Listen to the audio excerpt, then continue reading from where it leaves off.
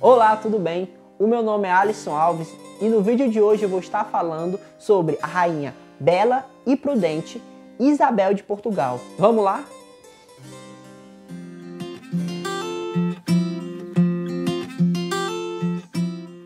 Isabel nasceu em 1270, onde hoje atualmente é a Espanha, filha do rei Pedro III de Aragão e da rainha Constança de Hohenstaufen da Sicília. Ela teve 5 irmãos, todos nobres, e se tornariam reis e rainhas. Isabel foi uma princesa muito disputada, primeiro por sua beleza e segundo por sua nobreza, já que o trono de Aragão era um trono muito cobiçado. Isso fez com que vários pretendentes se candidatassem pela sua mão, mas o rei escolheu Dom Dinis, o rei de Portugal. O casamento acontece com Isabel tendo 11 anos e Dom Dinis tendo 17. Ela vai morar em Portugal junto com o rei e deste casamento eles têm 2 filhos, Constança, a filha mais velha, que nasce em 1290, e Afonso, que nasce em 1291. Ele que seria o futuro rei de Portugal. Esse casamento não foi nada fácil, porque mesmo com sua beleza, Dom Dinis era um homem muito infiel e traía com muita frequência Isabel. E essas traições eram conhecidas por todo o palácio e por todo o povo. Isabel sempre manteve o silêncio e nunca fez disso uma confusão. Pelo contrário, rezava e pedia para que seu marido se convertesse. Seus filhos cresceram nesse ambiente. Isso fez com que Afonso sempre tivesse um pé atrás com seu pai. Ele que chegou a ter vários filhos bastardos. E um desses filhos, Dom Dinis, tinha uma aproximação muito grande.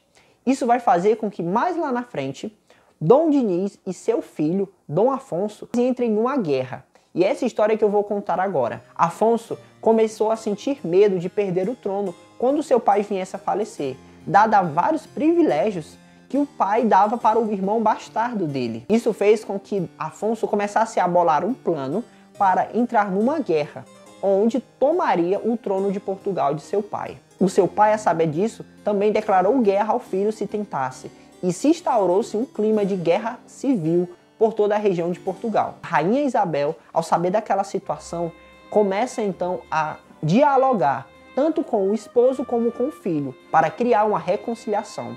Reconciliação essa que demorou, mas veio, dada a sabedoria, prudência e paciência de Santa Isabel. Ela faz com que o filho e o pai façam as pazes, e Dom Dinis deixa bem claro que o futuro rei será seu filho, Dom Afonso. Isso cria uma situação de paz em toda Portugal e todas as pessoas reconhecem como Isabel era uma mulher virtuosa. Após ser selada esta paz em 1324, um ano depois, em 1325, Dom Dinis vem a falecer. Como prometido, Dom Afonso se torna rei de Portugal, mas antes de morrer, Dom Dinis, pela intercessão e sabedoria de sua esposa, ele começa uma vida de conversão, se voltando para os sacramentos. Parece que sentindo que a morte estava próxima.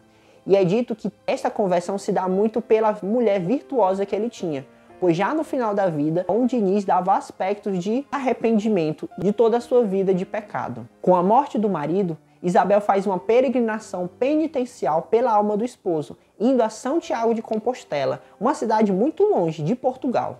É dito que ela vai de jumento e também já na reta final ela vai a pé. Não sendo mais a rainha de Portugal, ela se retira do castelo e vai morar junto com as irmãs Clarissas, num mosteiro. Mesmo sentindo o desejo e sentindo a vontade de se tornar uma Clarissa, já que agora era viúva, Isabel não professa os votos, mesmo vivendo todas as regras do mosteiro. Isso porque se ela fizesse os votos, ela abandonaria toda a herança que estava recebendo como viúva. E ela se utilizava de todo o dinheiro para a caridade, tanto no mosteiro das Clarissas como na região. Então todo o dinheiro que ela ainda tinha, ela se utilizou para ajudar na caridade com os pobres e mais necessitados. Com o tempo, a peste negra que se espalhava pela Europa tocou Santa Isabel. E ela então, doente da peste negra, no dia 4 de julho de 1336, falece. E o seu desejo era ser enterrada e sepultada no mosteiro, e não junto com seus antepassados. Uma história que é contada é que no percurso que se levava o caixão dela para a sepultura no mosteiro, nesse caminho criou-se a preocupação de que ao chegar lá, o corpo já estivesse em decomposição tão avançada que o cheiro ficasse insuportável de se fazer o rito para ser velado. Então, abriu-se brechas no caixão. E ao realizar isso, é dito que um líquido muito cheiroso saía de dentro do caixão, com aspecto de cheiro de rosas. Uma outra história que também é associada a Santa Isabel de Portugal e até tem a ver com o cheiro de rosas em seu caixão, é o milagre das rosas. Acontece que antes do seu esposo falecer, quando seu esposo ainda estava com um coração muito resistente, Isabel, no inverno muito rigoroso em Portugal, realizava uma doação de pães aos mais pobres. Então ela ia à cozinha do castelo e levava pães escondidos do seu esposo, com medo de ser proibida ou de gerar algum tipo de confusão. Então ela escondida levava esses pães enrolado no seu próprio vestido. Acontece que uma certa vez, nesse mesmo inverno, Dom Dinis encontra ela indo no caminho, vindo da cozinha, e ele logo percebe que ela está trazendo pães. Então ele pergunta muito sério: "O que você traz escondido?" Ela então responde, com medo, que estava levando flores para o altar. Mas acontece que o inverno era muito rigoroso e Dom Dinis sabia que não tinha como ter rosas naquela região. Ele então pede para ver, imaginando que eram vários pães que estavam ali. E ela, ao soltar o vestido, caem inúmeras rosas, das mais belas e perfumadas. Dom Dinis fica espantado e até mesmo tenebroso, pois ele sabia que ali estavam pães e que tinham se tornado rosas. A história então se espalha por toda Portugal e muitos já em vida reconheciam Isabel como santa. Agora, uma observação. Essa mesma história, que é muito associada a Santa Isabel, se repete com outras santas. Santa Isabel da Hungria, que era tia de Santa Isabel de Portugal, Santa Zita e Santa Cacilda.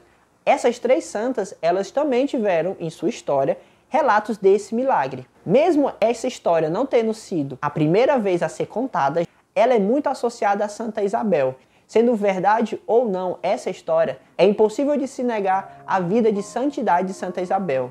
É tanto que, já em 1516, ela é beatificada pelo Papa Leão X e é canonizada em 1625 pelo Papa Urbano VIII. A igreja comemora no dia 4 de julho o dia de Santa Isabel de Portugal. Ela que ficou muito conhecida pelas suas virtudes da paciência, da vida de oração e também de trazer paz aos relacionamentos. Santa Isabel de Portugal, rogai por nós. Bem, pessoal, esse foi o vídeo de hoje. E se você gostou, não se esquece de deixar a curtida, de se inscrever no canal e também deixa nos comentários se você tem o desejo de conhecer a história de algum santo ou se quer que eu fale de algum determinado assunto sobre a igreja, sobre a história. Bem, o meu nome é Alisson Alves e esse foi o vídeo de hoje. Até a próxima!